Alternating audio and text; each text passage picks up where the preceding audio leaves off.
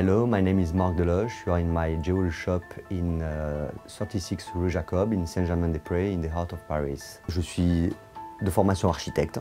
Voilà, c'est important de le préciser parce que j'ai commencé donc par faire ces études-là et ensuite je me suis mis aux bijoux. Et je pense que mon histoire, elle est très influencée par mes études d'architecture, de par déjà le design du bijou, qui est une forme relativement simple, épurée, forme géométrique. Et voilà, ça c'est le point de départ. Le matériau que j'utilise, c'est l'argent. C'est un matériau de prédilection pour moi, qui est un matériau noble, qui assure la pérennité du bijou. Je sors des nouveaux modèles tout le long de l'année, sans suivre forcément le rythme des saisons. Toujours en argent, un petit peu en or également, pour une collection particulière de joaillerie qu'on présente une seule fois par an, à une date bien précise, qui est pendant la Fashion Week du mois d'octobre à Paris. Le bijou n'a pas la nécessité de suivre le même rythme que dans la mode, par exemple, où effectivement on suit l'été, l'hiver, le printemps. Enfin bon, voilà. Moi, je trouve que c'est pas, moi, je me retrouve pas là-dedans. Il me semble que c'est mieux de fonctionner comme ça parce que je trouve que justement le bijou, il est pérenne, il est un peu intemporel, quoi, quelque part. Et je trouve aussi parfois dommage de supprimer certains modèles qui ont été faits dans les saisons précédentes alors qu'ils étaient bons pour parfois peut-être en créer de moins bons. Aussi. Donc voilà, c'est un peu, et je garde donc tous les modèles, c'est-à-dire même les modèles que j'ai créés il y a 10 ans, on peut les retrouver chez moi en magasin.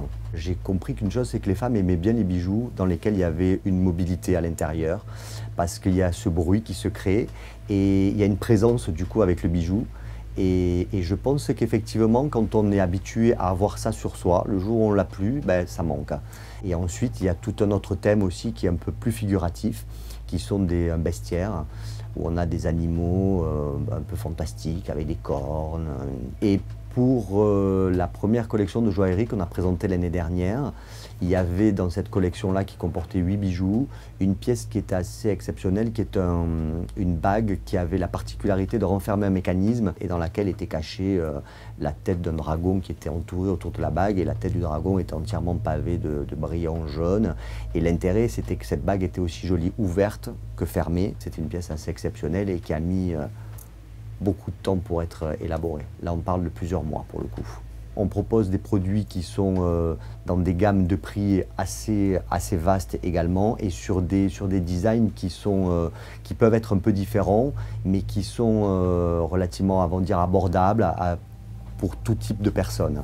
Donc on a des femmes de tout âge et des hommes également. Beaucoup d'hommes qui viennent par le truchement de leurs femmes qui sont clientes chez nous et à qui elles décident d'offrir des bijoux.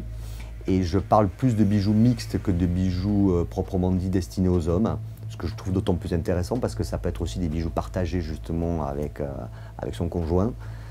Et le type de femme, après moi j'en imagine plein, hein. Dans tous les bijoux qui sont un peu plus forts comme des grosses manchettes ou des choses comme ça, ce sont souvent des femmes avec une certaine personnalité. Mais j'aime à dire que dans le magasin on peut trouver différents types de bijoux en fonction des humeurs que la femme peut avoir le matin. Si elle se sent guerrière par exemple, elle peut prendre une grosse manchette ou un plastron par exemple en métal découpé.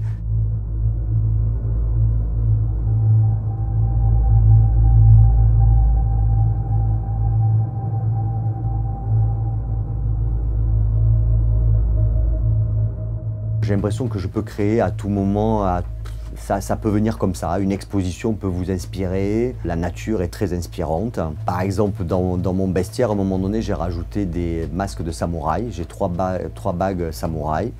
Et ça, c'était lors d'une exposition que j'étais allé voir au Quai Branly, justement sur les samouraïs, que j'avais trouvé extraordinaire. Je trouvais que ces armures, pour moi, c'était comme des bijoux, mais c'était des bijoux à porter, quoi, en fait. Ça a été un des éléments qui m'a inspiré. Ensuite, comme je vous l'ai dit, j'ai quand même une inspiration qui est très liée à la géométrie et aux formes relativement simples. Donc effectivement, parfois j'essaie de trouver the less is more, quoi. C'est-à-dire que vraiment juste le rien pourrait faire quelque chose d'assez extraordinaire. Et travailler justement dans la dernière collection de joaillerie, j'ai travaillé sur le principe du cylindre percé.